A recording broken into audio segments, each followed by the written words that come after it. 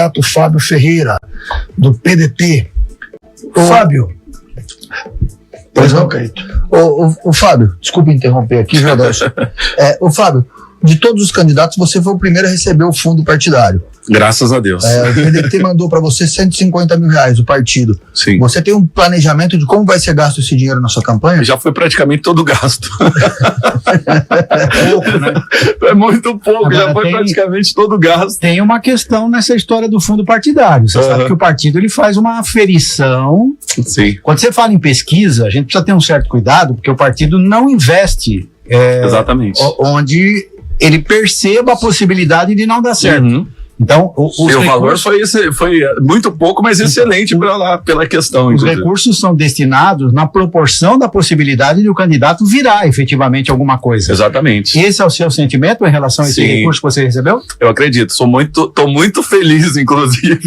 Muito triste, decepcionado, porque é muito pouco, mas muito feliz por ter recebido e ter sido o primeiro, e o partido realmente tem honrado comigo, né? O Ayrton, o Márcio Nakashima, que é o nosso líder, inclusive do partido estadual, ele é candidato inclusive em Guarulhos, e o partido foi muito correto, muito fidedigno a mim. Eu sou muito feliz em ter realmente aceitado esse convite pelo PDT.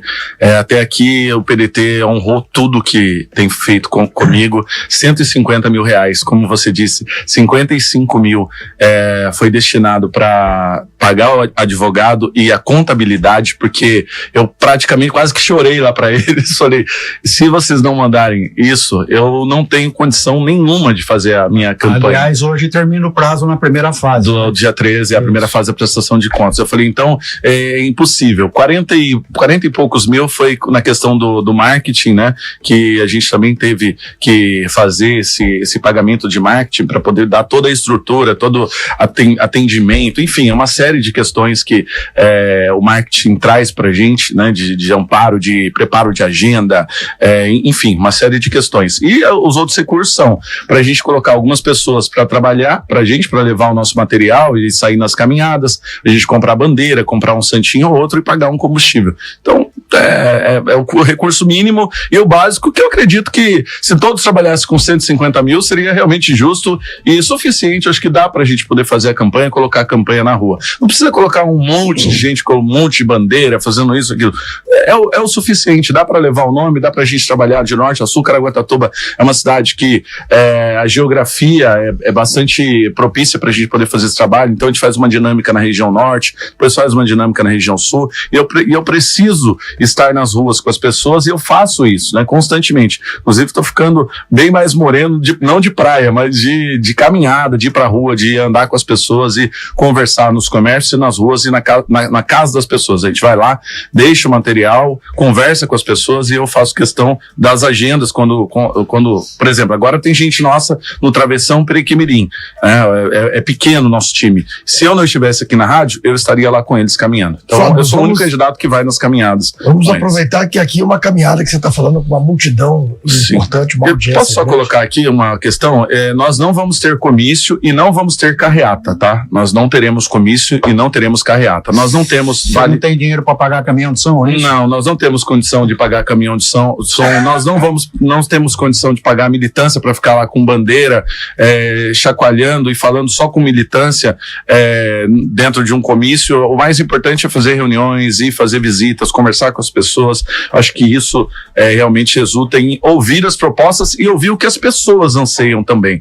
E a outra questão de não fazer a carreata, porque quem faz carreata geralmente dá vale combustível, ajuda e tudo mais, a gente não tem condição para isso e nem faríamos isso, porque eu acho que vale combustível é crime. Então, mas aí coloca para cabo eleitoral, né? Você dá o vale combustível pro cabo eleitoral, isso não é crime. Você ajuda e tá na prestação de contas. Agora, se cometem crime fazendo isso, aí tem que denunciar. Fábio, o que o seu plano prevê como medidas para as situações climáticas, que é uma realidade que se impõe? O site The Intercept fez uma avaliação de todos os planos e diz que não tem nada de medida. Como é que você... Por que isso não está no teu plano? A gente tem uma estrutura até bastante eficiente nesse sentido, e o nosso partido, o PDT, tem um grupo muito forte que trabalha nesse sentido. Inclusive o Wilson, que é candidato a prefeito lá em São José dos Campos, é professor, se eu não me engano, do ITA, e é muito ligado a essa questão do meio ambiente também, e tem nos auxiliado bastante nesse sentido. Inclusive, esses dias eu até peguei o telefone para ligar para ele, para poder tratar desses assuntos. O que a gente tem que fazer, de fato, Adelson, é cuidar. Ainda mais, nós estamos no meio da Mata Atlântica, né? E evitar essas derrubadas. A gente tem, inclusive, isso é relacionado muito à questão fundiária também no nosso município. A gente tem várias invasões e isso a gente tem que aumentar, intensificar ainda mais a fiscalização. O setor de fiscalização hoje é deficitário. A gente precisa ampliar, fazer mais concursos públicos na prefeitura, estudar esse caminho de fazer esse concurso, né? Para também não impactar na questão do orçamento do município, para aumentar a fiscalização, para diminuir essas derrubadas. Cuidar e preservar o Rio Juqueriquerê, principalmente, que nós temos aqui, é uma preciosidade nossa, trabalhar junto à Sabesp, agora com a privatização da Sabesp, trabalhar em conjunto e entender por que ainda em alguns locais existe jogar o esgoto no rio, né, que é crime ambiental. Então a gente estudar para diminuir esse impacto no meio ambiente e preservar as áreas de mangue, que é muito importante. E muitas pessoas... Civil, como é que você pretende atuar com defesa civil? A Defesa Civil, ela, inclusive, hoje existe o amparo do governo do Estado de São Paulo, existe um treinamento em conjunto. O governador, inclusive, está de parabéns pelo trabalho que é executado, tem um ótimo relacionamento com a Defesa Civil do Estado, e esse treinamento da Defesa Civil é muito importante. Temos profissionais eficientes, pessoas que fazem um trabalho efetivo. Volto a dizer, o corpo técnico da prefeitura e de servidores públicos são excelentes. Aproveitar mais, né? Mas em termos de estrutura administrativa, organizacional, nós precisamos organizar ainda mais essa questão, ampliar os carros da Defesa Civil para poder fazer também essas visitas, fazer o trabalho preventivo. Nós vamos fazer isso e vai ser fundamental, vai ser muito importante. Ainda na área do meio ambiente, que é muito importante, é pouco debatido, como você mesmo disse, até nos planos de governo, a gente tem a questão das praias, né? O jundu. Áreas que tem o jundu, a gente evita a erosão.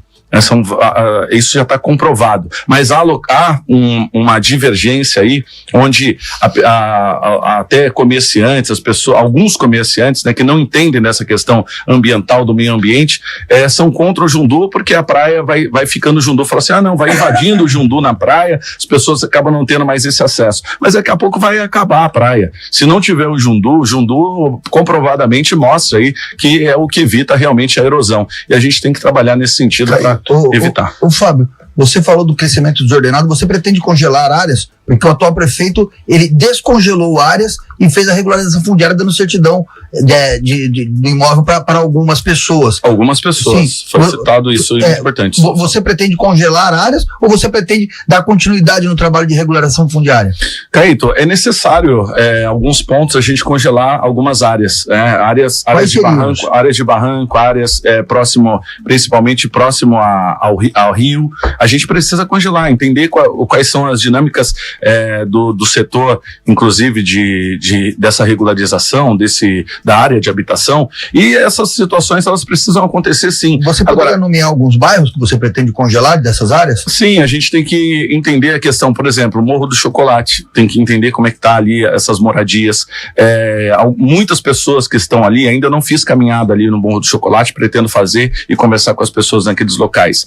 Rio do Ouro, a gente precisa entender, Jaraguazinho, vários imóveis. Esse governo, por exemplo, ele não fez uma casa popular. Fez sim, 36 casos a pedido da justiça, que você acompanhou como jornalista, todos os jornalistas acompanharam. Foram entregues 30 moradias aqui no bairro do Golfinho através da justiça. A justiça obrigou que a prefeitura entregasse. Mesmo assim, essas casas populares sendo entregues, houve a maior dor de cabeça, porque invadiram a área, roubaram as coisas que estavam lá na casa, demorou para poder fazer a entrega dessas moradias. A gente tem no governo federal o programa Minha Casa Minha Vida, tem o PAC, que está retornando, né? Já retornou o PAC, o programa do governo federal, tem também programas do governo do estado. O governador brilhantemente fez um trabalho aqui na cidade vizinha. Por que o governador não veio a Caraguatatuba? Tem um programa do governo do estado chamado Cidade Legal, que é uma parceria com os municípios exatamente para proporcionar aos municípios a ferramenta, né, o apoio necessário para regularizar essas áreas. Não, o governo federal, por exemplo, Ângelo, tem um programa que não vem dinheiro, não transfere dinheiro para a prefeitura. Ele tem um programa no governo, eu não vou lembrar o nome do programa, eu falei inclusive na minha live, todo dia eu tenho ao meio-dia live, porque o nosso horário eleitoral é 34 segundos. Então, a nossa live a gente faz todo dia ao meio-dia no meu canal no YouTube. E eu falei esses dias sobre um programa que eu conheci no Ministério das Cidades. Esse programa, ele não envia dinheiro para a prefeitura, e eu acho que por isso que a prefeitura não se interessa, né, porque não cai o dinheiro na conta, mas esse programa, ele faz um convênio com a Caixa, no caso São Paulo, a Grande São Paulo, com a Coab, e através desse programa, onde a pessoa se inscreve no CRAS, ela tem direito a fazer um puxadinho, fazer uma reforma, claro, tudo dentro da lei, né? Tudo especificado dentro de lei, porque o governo manda esse valor. Agora, para fazer isso também, a casa tem que estar regularizada, tem que ter a regularização fundiária. Em 2007, né? Tem gente ou melhor, 2017, tem gente parado desde 2017 com os documentos lá na Secretaria de Habitação. A gente precisa fazer um elo entre Secretaria de Habitação, cartório e também Ministério Público para reorganizar e replanejar essa questão das moradias, da regularização fundiária. Regularização fundiária é uma coisa, casa popular é outra e moradia de risco é outra. Então a gente tem que separar. Tudo é um conjunto. Você vê quanta coisa é importante, né? Também trata de meio ambiente, como nós já engatamos a fala, né? Que é nessas áreas de risco. Então entender e intensificar a parte de fiscalização. Se não intensificar a fiscalização, nada que for feito vai de fato ser efetivado. Por quê? Se você tira as pessoas de uma área de risco, por exemplo, não demole a residência, não faz a demolição do imóvel, não faz um projeto naquele local, por exemplo, em áreas de alagamento, você precisa fazer parques, você precisa fazer o poder público tem que tomar conta dessa área. Precisa dar assistência para essa família. Precisa né? dar assistência para essa família. E essa pessoa só vai acreditar que ela vai sair dali quando ela tiver uma casa pronta. Então tem que ser algo acelerado, tem que ser. E a prefeitura não tem condição de fazer isso sozinha. Ela vai precisar de parceria do governo do estado e do governo federal. E é por isso que eu nunca quero ser taxado como direita e esquerda, porque eu vou precisar tanto do governo do estado como do governo federal para poder fazer um trabalho como esse. Então, mas pegando o gancho do Caíto em relação à regularização fundiária, é fundamental que um candidato a prefeito tenha pleno conhecimento da terra onde ele está pisando. Exatamente. Né? Quer dizer, você tem assim inúmeros. Quantos bairros carecem de regularização fundiária em Caraguá e quantas famílias ou pessoas seriam beneficiadas com isso? E complementando a pergunta, é o grau de isso está no seu plano de governo? Isso. Praticamente a cidade toda, né? A gente tem praticamente a cidade toda necessitando. Caraguatatuba precisa disso, principalmente nos bairros mais carentes, né? Que é Perequemirim, Tarumãs, que a gente tem área ali, inclusive áreas que estão realmente caóticas atrás do supermercado que tem ali, Morro do Algodão, você tem ali bairros, isso, e eu tô falando só a região sul, aí região norte você pega ali Olaria, você pega ali toda aquela região também, como eu disse, Morro do Chocolate, precisa entender todos esses bairros e saber, de fato, quem já deu entrada. Muitos, Ângelo e Caíto, vocês sabem disso, que muitas dessas pessoas já deram entrada no processo. Tem casos de pessoa que deu entrada em 2017, tá até hoje, o processo tá lá, tá redondinho, tá pronto, mas não tem o aceleramento disso. Então a gente precisa entender. Mas você não tem números. Não tenho números. Na transição de governo a gente vai ter esses números para poder trabalhar e entender, porque para ter esse número a gente precisa estar dentro da secretaria. Como é que eu vou falar em números aqui se eu não tenho essa questão de dentro da secretaria? Aí tem aquela questão do portal da transparência. O portal da transparência não mostra isso em números. Você tem no portal da transparência a transparência de gasto, a previsão de orçamento, você tem tudo isso. E essas informações de fato não tem no portal da transparência, não tem como saber. Nenhum candidato aqui vai saber responder isso, somente, provavelmente, o candidato que é do governo, provavelmente, mas acredito que nem ele saiba. Ele é vereador e não sabe. Candidato, e em termos de desenvolvimento econômico, qual é a sua diretriz, qual o seu pensamento, quais políticas públicas o senhor pretende efetivamente adotar para promover o desenvolvimento econômico de Caraguatatuba? Na questão do desenvolvimento econômico, primeiramente, nós precisamos fortalecer a questão dos cursos que existem aqui, né, que não existem aqui, né, fortalecer. Um dos nossos caminhos, eu posso até começar falando sobre isso, depois falo da questão desse desenvolvimento econômico, mas a questão do ensino para a juventude e para a pessoa já adulta cursos também. De qualificação. Nós pretendemos trazer para Caraguatatuba todo o Sistema S, que o Senai, Senac, inclusive, quero já, na transição de governo, fazer uma reunião com o SESC para trazer o SESC para cá. Tem o SESC Betioga, que é maravilhoso, tem o SESC, que é de Santos, que é maravilhoso, São José dos Campos, você, Ângelo, conhece muito bem, sabe o trabalho do SESC, e por que não Caraguatatuba é a capital do Litoral Norte, trazer o SESC para cá vai ser muito importante.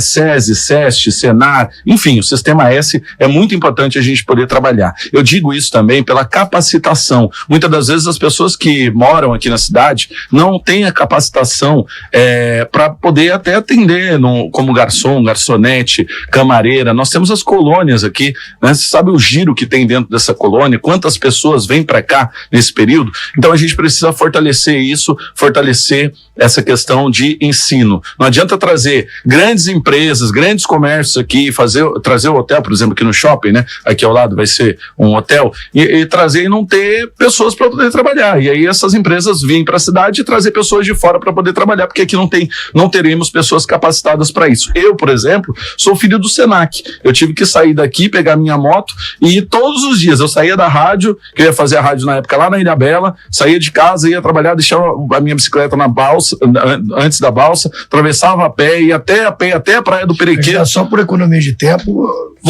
voltava, já vou concluir, voltava para poder voltar para minha casa depois à tarde e subir à noite para poder fazer Senac em São José dos Campos. Por quê? Porque não tinha aqui. Nós temos do lado aqui São José dos Campos, Jambeiro, que é uma área industrial. Nós precisamos trazer esse sistema aqui para nossa cidade para poder capacitar. Nós temos a realidade da expansão do Porto de São Sebastião. Se nós não capacitarmos, daqui a pouco a gente não vai ter mão de obra suficiente, pessoas aqui capacitadas para poder fazer esse trabalho. E aí, nessa questão do desenvolvimento, a gente fortalecer na questão, trazendo hotéis de nome, por exemplo, o Ibis é um grande nome que faz muita falta ter aqui, mas reestruturar as pousadas, trabalhar em conjunto com o terceiro setor, atender as demandas, buscar entender. Nosso programa, nossa plataforma é a única que vai criar uma diretoria específica para tratar de terceiro setor. Terceiro setor é sindicato, é associações, é associação comercial, associação dos quiosques, toda essas entidades, as colônias fazem parte do terceiro setor, enfim, isso vai ser muito importante. Tá, isso tudo entendi, mas isso tudo tem a ver com os outros vindo para cá. E o governo? O que vai fazer em termos de investimento? Em que sentido? Para o desenvolvimento econômico, quais políticas públicas o senhor adotará com o investimento público? A prospecção do capital privado eu entendi. Isso é uma política de relacionamento e a criação da legislação que permita investimentos aqui. E o governo? O governo vai facilitar para que essas empresas cheguem até o município, fazer esses relacionamentos. O governo deve criar, inclusive, os concursos públicos para fortalecer, inclusive, o emprego das pessoas que vão trabalhar na prefeitura através de concurso público e não de puxadinho de cargos. Inclusive, existe já um TAC onde vai ser cumprido. O próximo governo, quando nós assumirmos, nós teremos uma deficiência de mais de 600 servidores através de uma situação que a Justiça, o Caíto deve ter acompanhado isso, a Justiça já decretou que derrubou, inclusive, uma questão de derrubar esses cargos. E vai ter que ser cumprido, tem um prazo. E o prazo exatamente, Caíto, como que vai ser janeiro? Sem 600 funcionários. Se nós já temos um déficit aí, temos uma deficiência muito grande. Como que vai ser janeiro com menos 600 servidores na prefeitura, 600 pessoas servindo a prefeitura? Então, já na transição de governo, a gente tem que estudar urgentemente essa questão. Senão a gente vai chegar a janeiro sem nenhum funcionário, sem ninguém para poder colocar ali.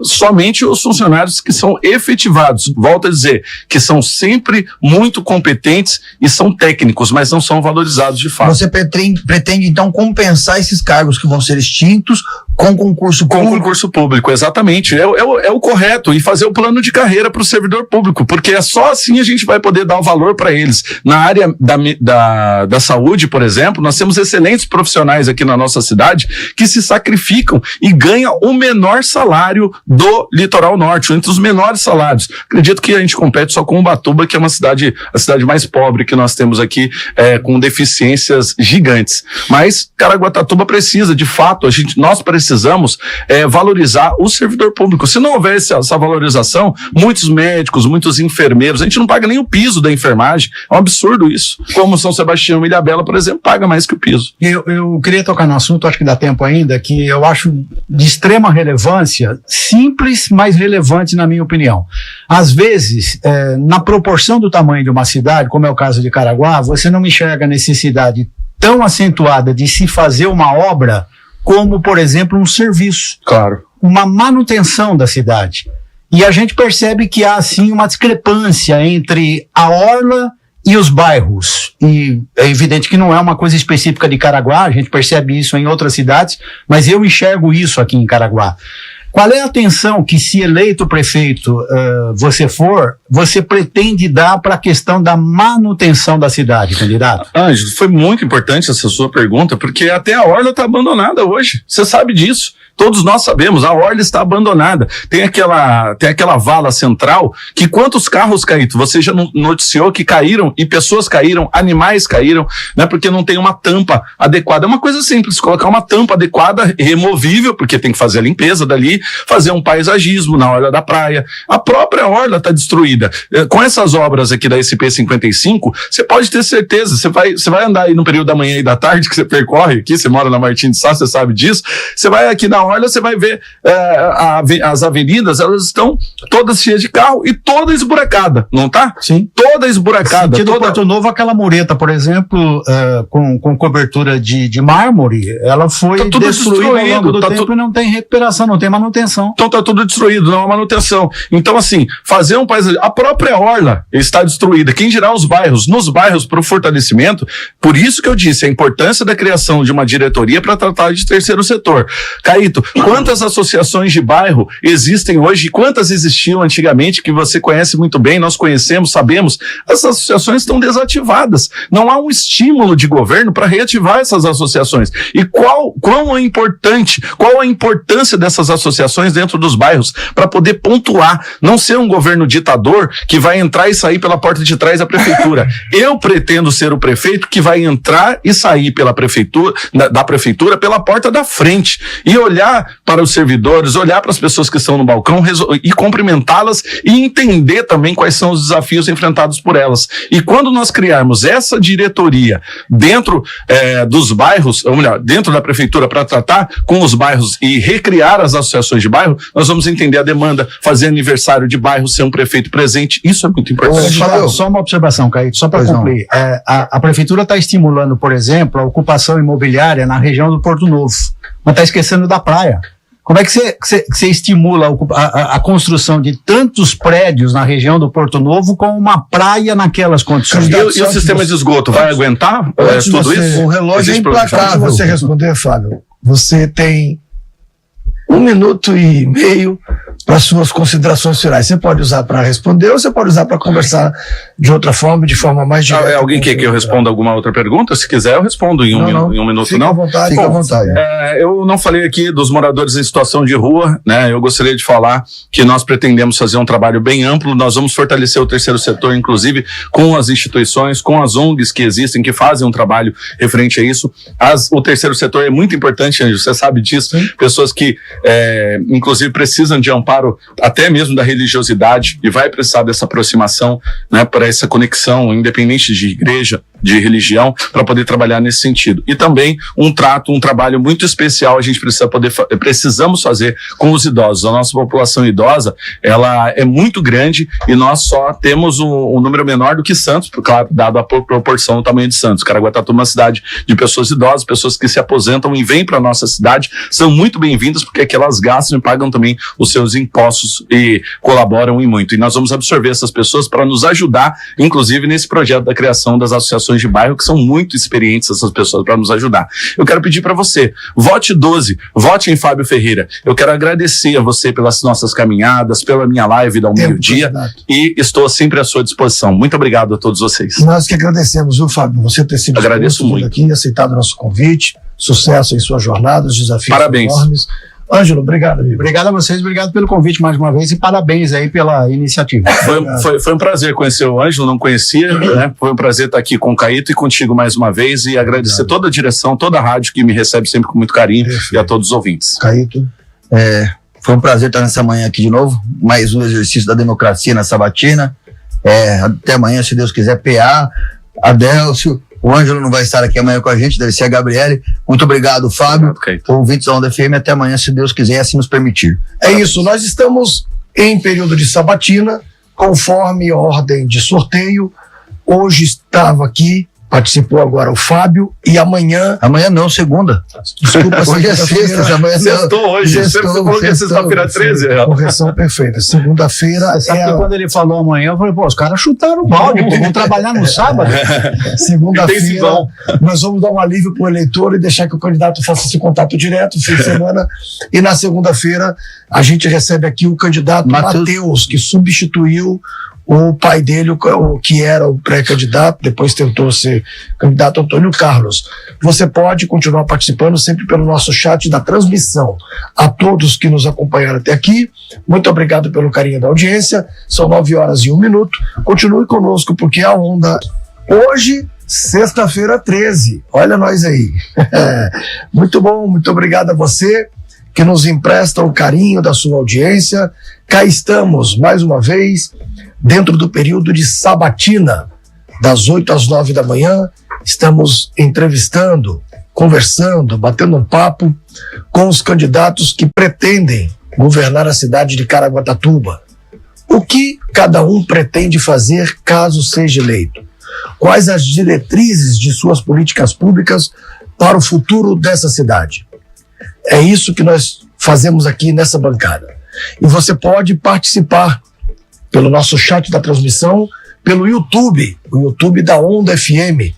Você vai ter imagens reais aqui do estúdio e pode fazer valer a sua voz participando pelo chat da transmissão. Ao meu lado, o companheiro de trabalho, competente jornalista, Caíto Espíndola. Bom dia, Caíto, tudo bem? Bom dia, Adélcio. Bom dia, Fábio. Bom dia, ouvintes da Onda FM. É um prazer enorme estar nessa manhã aqui novamente com vocês, apresentando aqui mais uma sabatina, trazendo a democracia da lei eleitoral aqui para todos, para que os candidatos possam estar explicando aí o seu plano de governo, estar conversando com a população sobre como será o seu governo caso ganhe a eleição. Numa parceria importante com o portal A Guardiã da Notícia, nos empresta também o carinho da presença e o trabalho profissional, o competente jornalista Ângelo. Tudo bem, Ângelo? Bom dia. Tudo bem, bom dia. Muito obrigado aí pelo convite, pela participação de todos vocês. Estamos aqui à disposição. É isso, e o nosso entrevistado de hoje é o Fábio. O Fábio, que é das ondas do rádio. Bom dia, Fábio, tudo bem? Bom dia, Adelson Pimenta, bom dia, Ângelo Anamias, bom dia, Caíto Espíndola, é um prazer, a Carol, a toda a equipe aqui, fico muito feliz mais uma vez de estar aqui nessa casa e ser sabatinado, ter esse momento especial da gente poder conversar com a população de Caraguatatuba e do Litoral Norte. É isso. Fábio, conforme acordado previamente no nosso momento de discutir isso, são 50 minutos, em torno de 50 minutos, tem um intervalozinho de 3, 4 minutos que entra uma propaganda eleitoral. Nesse período parece que os políticos gostam de falar, né, Fábio? É verdade. Então, e depois a gente retoma e aí vai até o final numa boa. Tá bom? Espero que você aproveite bastante espaço para poder conversar com a população de Caraguatatuba. Fábio, a primeira pergunta é sempre a clássica. Dentre os postulantes ao cargo, por que o eleitor de Caraguatatuba deveria escolher o seu nome? Adelson, é muito importante essa pergunta, inclusive, que eu mesmo me perguntei por quê no início. E foi também um anseio que eu tive para poder me candidatar e aceitar esse desafio. Caraguatatuba, nós estamos chegando a 30 anos, Caíto conhece muito bem a história da cidade também, vocês conhecem, que nós estamos chegando próximo a 30 anos de uma troca de poderes na cidade. São duas famílias que revezam o poder e a gente sabe a necessidade, o anseio da população de uma mudança de verdade. Então, nos últimos momentos, eu decidi aceitar o convite, inclusive do PDT, que nós já havíamos conversado com diversas bases, diversos partidos que nós conversávamos até pela amizade, pela influência do rádio, pela comunicação que a gente tem com vários políticos da cidade e de fora da cidade, e eu já havia praticamente desistido. Falei, não vou fazer isso, não vou entrar na política, e o PDT me fez esse convite. Então, eu passei a acreditar ainda mais na parte política partidária através desse convite do PDT, que a princípio eu mesmo achei que seria uma pegadinha. Falei assim, não, deve ser uma pegadinha. Esse partido inclusive estava com o Dr. José Ernesto e eles retiraram o partido, né, de lá, não fui eu que retirei, e me fizeram um convite. Então passei a acreditar. Eu sou jovem, tenho 36 anos, tenho a minha vida pautada em honestidade, em um trabalho sério, inclusive com credibilidade, que é o que falta hoje na política, e aí então decidi me lançar como candidato. Então é por isso que o eleitor deve escolher. Por isso que o eleitor deve escolher Fábio Ferreira, número 12, porque é a verdadeira mudança na nossa cidade, é a esperança que as pessoas têm. Uma campanha que nós estamos fazendo praticamente não só com fundo partidário, né, porque a gente não tem nenhum outro tipo de doação. Uma prima minha de São José que doou R$350 somente, né, e somente isso. Então, assim, é uma campanha que a gente está dependendo do fundo partidário para tudo. Então, Fabinho, deixa eu te perguntar, sendo eleito, você foi eleito, tá? As urnas te consagrou, você foi diplomado e tomou posse. Ao tomar posse, qual o primeiro ato que você pretende adotar na gestão de Caraguatatuba? O primeiro ato é fazer realmente uma sindicância, entender de fato quais são as necessidades da cidade através dessa sindicância que a gente vai apurar, e também fazer o corte de gastos, que é muito importante. Tem várias empresas que não são da cidade, por exemplo, a 156, que é um serviço que é gasto, como também essa carreta que eu tenho falado exaustivamente, que está aí, né, com esse trabalho de saúde, e a gente não vê nem remédio na saúde. Então é um dos primeiros pontos que a gente pretende fazer, uma auditoria nas contas da prefeitura. Caíto. Ô, Fábio, muito bom dia mais uma vez. Vamos lá. Você fala que seria a renovação. A gente percebe nos debates e durante a sua campanha que você tem uma afinidade com o Coronel Stanelles.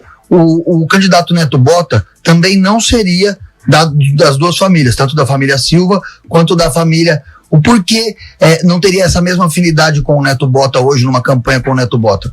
Na verdade, Caíto, eu tenho afinidade com todos, porque da mesma forma que você é amigo de todos, entre aspas, né, você tem um bom relacionamento como jornalista, eu também tenho um bom relacionamento. Inclusive no debate eu conversava com o Baduca, que estava ao meu lado, e falei para ele, o Baduca até falou assim, Fábio, você gosta de mim? Eu falei, claro que eu gosto, né?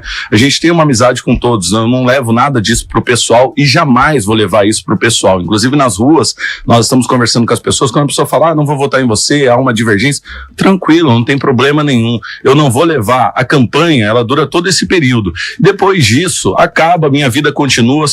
Caso eu não seja eleito, acredito que serei eleito, caso não seja, eu volto pro meu trabalho no rádio e a minha vida vai continuar. Então, assim, tenho afinidade, tenho um ótimo relacionamento com o Neto Bota, tenho um ótimo relacionamento com o Coronel Stanelles, tenho um ótimo relacionamento com o Matheus, do Antônio Carlos, com o próprio Antônio Carlos e também com o Baduca. Então, assim, não tenho problema nenhum pessoal com nenhum deles. Mas você falou que gostaria de que a cidade está há muito tempo na mão das duas famílias e que seria uma renovação. Sim, claro. Certo?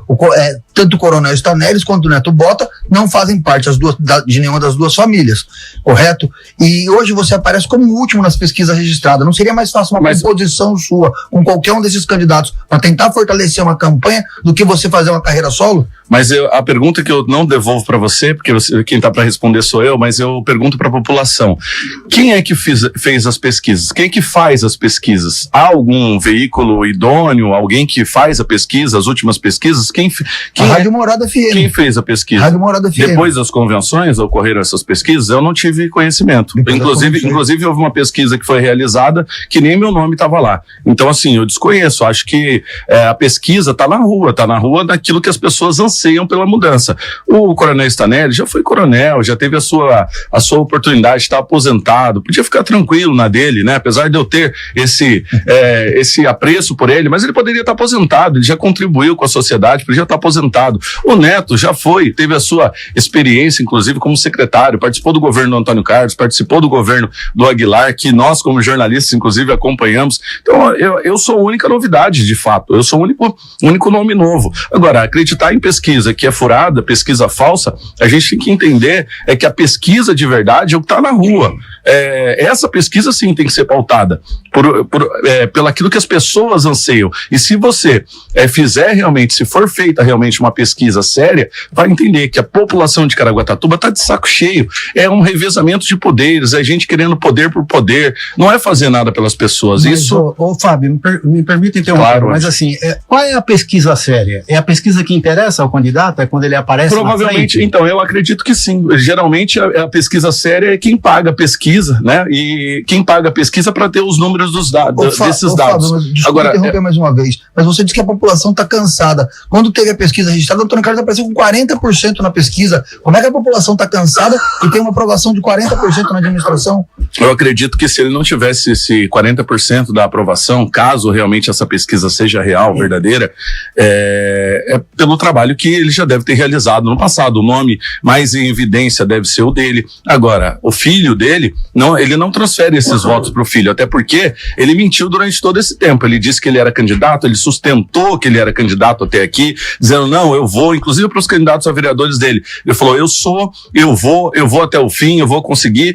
No último momento ele viu que se ele continuasse, se ele desse sequência na candidatura dele, ele não poderia ter uma candidatura homologada de fato com o número na urna. Então ele, na última hora, trocou o nome para o filho dele, que coisa que nós já sabíamos, nós como jornalistas já sabíamos, há muito tempo já vinha informando a população, informando as pessoas que isso iria acontecer, não Fábio, é novidade. Deixa eu te perguntar uma coisa.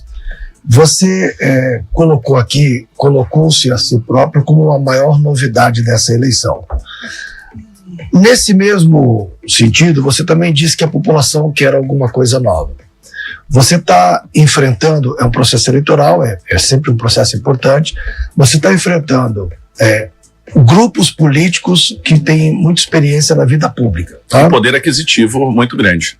Eu vou mais pela experiência na vida pública, que eu entendo que seja isso que o eleitor vai decidir o seu voto pela experiência de quem vai administrar uma carteira de quase R$1,5 bilhão de reais por ano. De um lado você tem alguém que está substituindo o pai, mas é um grupo liderado por alguém que tem muita experiência. Foi prefeito, vários mandatos, foi deputado. Por outro, você tem alguém que foi presidente da Câmara, foi vereador, foi secretário, foi assessor de deputado. E por outro, você também tem alguém que é da vida pública, que é o coronel, que foi a sua vida inteira na vida pública, como coronel, como militar. Qual é a sua experiência?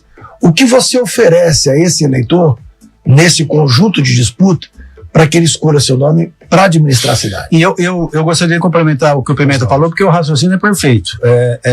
Você elencou aí todas as figuras que hoje estão na cena política aqui de Caraguá, mas eu fico me perguntando o seguinte, quer dizer, você não tem a história política que, bem ou mal, todos eles têm.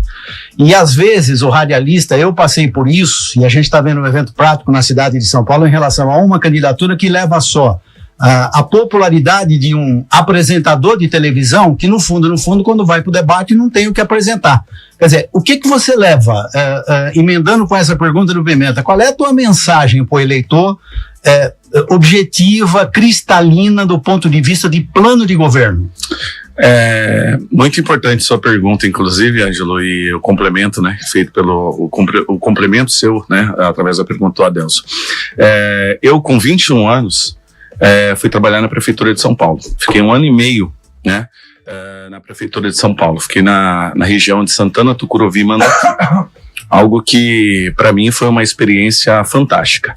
Eu, quando tinha meus 14 anos, ingressei dentro da comunidade com um projeto acrescentando ali a partir dos meus 18 anos, com mais de 5.000 assinaturas populares para poder a implantação de uma rádio dentro da comunidade. Eu gerencio essa emissora há 9 anos, né? Tenho trabalhado no gerenciamento e na administração dessa emissora. Sou presidente da Federação das Rádios Comunitárias no estado de São Paulo. Eu acho que até aqui eu estou consagrado, inclusive, como empresário, como jornalista, como radialista e com a minha experiência. Indo para a prefeitura, eu tenho ao meu lado Dadinho Facchini, que é um dos maiores nomes de respeito da nossa cidade, toda a família Facchini, Madalena Facchini. E nós temos um grupo, inclusive, de técnicos que fazem parte do quadro da Prefeitura de Caraguatatuba. E pautado nisso, inclusive, vou assinar um compromisso, estarei assinando um compromisso com os servidores públicos, com o sindicato, para estar fortalecendo o servidor público. Então, acho que a máquina pública, ela tem a capacidade de, se caso, né, exista um prefeito realmente que seja eficiente como eu, vai conseguir gerir e administrar a cidade com todo o corpo técnico, com todo o time técnico que a prefeitura tem, porque a prefeitura tem técnicos excelentes, inclusive eles não são utilizados e por isso que a gente perde muitos recursos. Todas as vezes que eu vou para Brasília, eu faço questão de ir nos ministérios e entender quais são os recursos que são destinados, e sempre eu me surpreendo com algum recurso que não vem para a cidade, porque não há time técnico que é colocado pelo prefeito. Pelo contrário, existe time técnico, mas o prefeito não coloca esse time técnico para poder trabalhar a favor desses recursos que são advindos de Brasília. Não vem porque é um recurso que está represado, em Brasília, sem o devido conhecimento da gestão municipal. Ou até mesmo com conhecimento, mas não por ter um time muito político e não técnico, né? Vocês já entrevistaram um candidato, vão entrevistar outros, vocês vão entender que o grande comprometimento dos outros candidatos para formar uma aliança é entregando secretarias para outros políticos.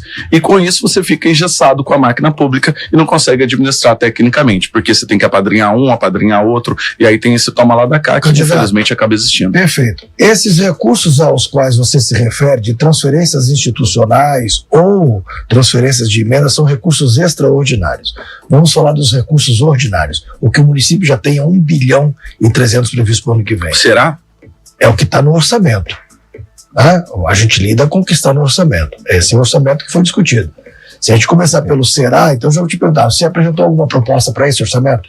Nós participamos, o Dadinho inclusive participou de todas as audiências públicas, eu também participei. Quais propostas você apresentou para esse orçamento? Eu participei de todas as audiências públicas, inclusive o nosso grupo participou e enviou várias propostas e vários questionamentos. O Dadinho, como representante do nosso grupo e vice-presidente do partido, foi incumbido para poder fazer essa participação. Ótimo, então vamos falar de propostas, que acho que esse é um caminho importante também. Claro.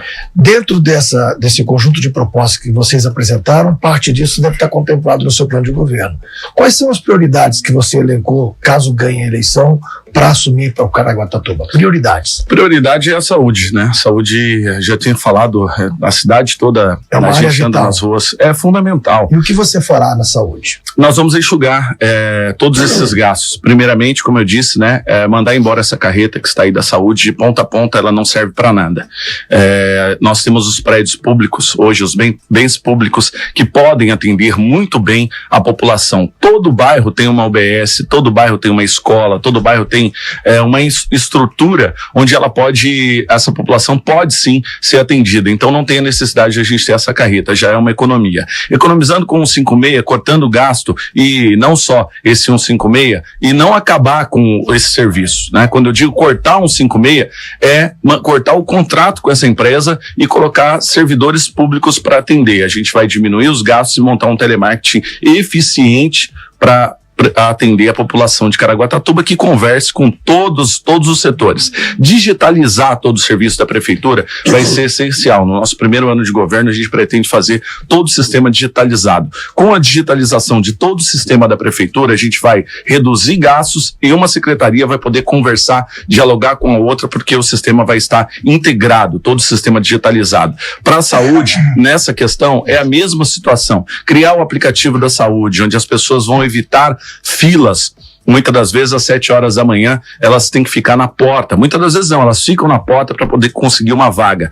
Com o aplicativo da saúde, você deixa de ser dependente de uma só UBS. Você tem uma UBS que é a sua referência, que é próximo do seu próximo da sua casa, é no seu bairro onde te atende, mas através do aplicativo da saúde, se tiver vaga, por exemplo, no Perequê-Mirim, você pode ser atendido lá, porque pela sua urgência, você consegue diagnosticar qual é o local. E digitalizando todo o sistema, perde essa questão de perder acaba essa questão de perder prontuário médico. E em todo o sistema da saúde integrado, nós vamos ter todo o mapeamento do histórico do paciente. Então, a saúde é um dos principais pontos, inclusive também trabalhar na gerência para que não falte medicamento. Hoje, você passa meses e meses para você conseguir passar no médico, para conseguir passar no retorno, para conseguir fazer os exames. Quando você é medicado, você chega lá, não tem medicamento. Fábio, mas você chegou a fazer um levantamento de custo de tudo isso? Porque isso, na teoria, é muito bonito. Na prática, como é que faz para efetivar isso? Os custos são muito pequenos, Caíto, até porque se a gente economizar, mandando essa carreta embora, cortando um 156, os custos vão ser muito menores. Mas você fez um orçamento? Você tem uma estimativa de quanto vai ser gasto para poder fazer isso? Nós temos esse balanço, inclusive, não tenho em números aqui, não tenho em números e valores, mas eu tenho a certeza, porque nós já buscamos essa informação, que o valor é muito menor do que manter uma carreta que não serve para nada, ficar parado aqui sem serventia nenhuma.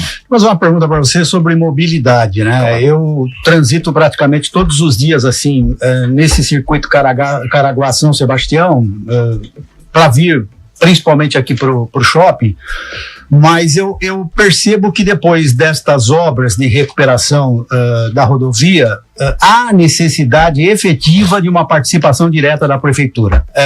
Em que proporção? Você conhece bem o Vale do Paraíba, conhece Jacareí, conhece São José dos Campos. Houve um tempo em que, quando as duas prefeituras assumiram trechos de rodovias estaduais, que são trechos urbanos, como é o caso desse trecho entre Caraguá e São Sebastião, a coisa melhorou e melhorou sensivelmente. Se deixar na mão do Estado, vai acontecer o que aconteceu recentemente. Faz a obra, passa 10, 15 anos, precisa de novo, você tem que esperar um certo tempo para a recuperação do pavimento. Qual é a tua visão? O que você pretende fazer? Qual é, no teu plano de governo, a possibilidade de intervir nisso? Quer dizer, a Prefeitura de Caraguá ser um pouco mais proativa e tentar, talvez, a gestão ou parte da gestão desse trecho que liga a cidade a São Sebastião, Fábio? Bom, eu acredito, já tenho participado dessas discussões, Ângelo, há um certo tempo, né? E o Caíto, até também como jornalista, tem acompanhado muito o anseio, não só de uma administração, mas de vários administradores, de tentar municipalizar e o desejo de municipalizar esse P55, que é fundamental. A gente já teve vários protestos, vários acidentes, várias vidas que foram ceifadas através dessa rodovia, e a gente realmente é uma rodovia federal sobre responsabilidade hoje do governo do estado.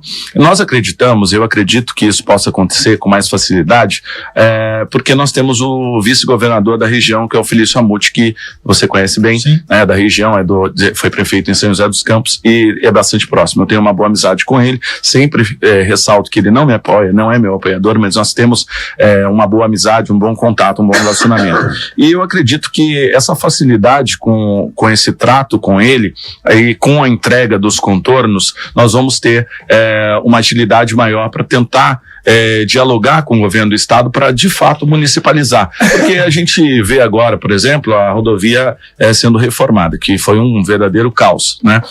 E ainda está dando transtorno, mas agora menores, né? Mas no começo da obra foi um transtorno daqueles. E a prefeitura muitas das vezes que tem que manter a rodovia, tem que limpar, fazer todo o trato. Então a gente precisa realmente unir essa força, tentar agora com a entrega do contorno que está previsto para o próximo mês, acredito que já no próximo, não sei se é no próximo mês, no outro, né? No próximo mês já vai ser entregue, então outubro, novembro, então não sei se é nesse próximo mês, no outro, né?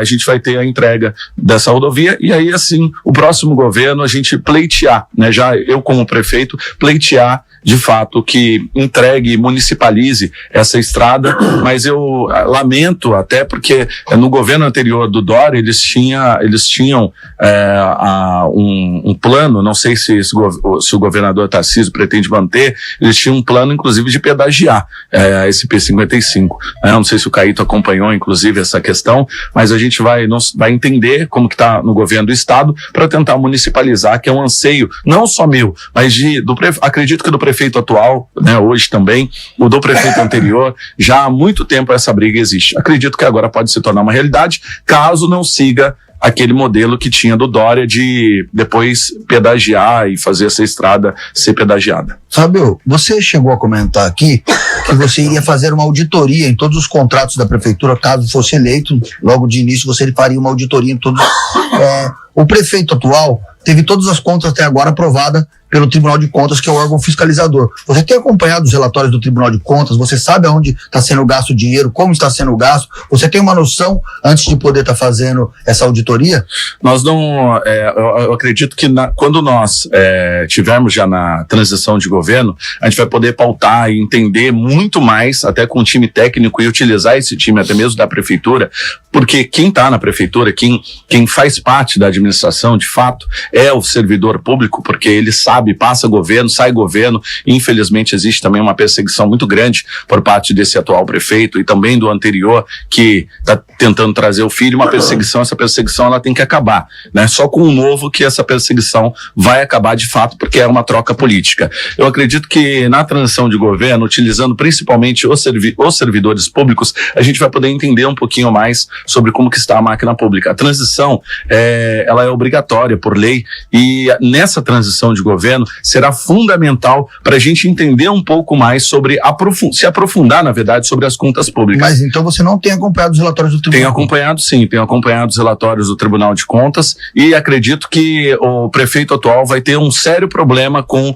a prestação de contas desse ano da administração, até porque você acompanhou como jornalista, o Adelson também aqui acompanhou como jornalista, que desde o ano passado já existe um contingenciamento de gasto, e também existiu esse contingenciamento de gasto já logo no início desse atual governo desse ano, né? Então, se as contas não batem, se você tem contingenciamento de gastos, é porque, como que você fecha a torneira já logo dos gastos? Por quê? Porque ficou devendo já no ano passado e apertou a torneira, né? Fechou a torneira para poder conseguir fazer a conta. E como que esse ano ele vai conseguir fazer o fechamento das contas, se ele já fechou a torneira, já teve até, vou dizer aqui, né? Até papel higiênico faltou, você servidor público sabe disso, em várias repartições da prefeitura. Então terá sim grandes problemas e não deve fechar as suas contas, e vai ter um sério problema nas suas contas esse ano. 8h29, nós estamos em Sabatina com o candidato a Fábio do PDT à prefeitura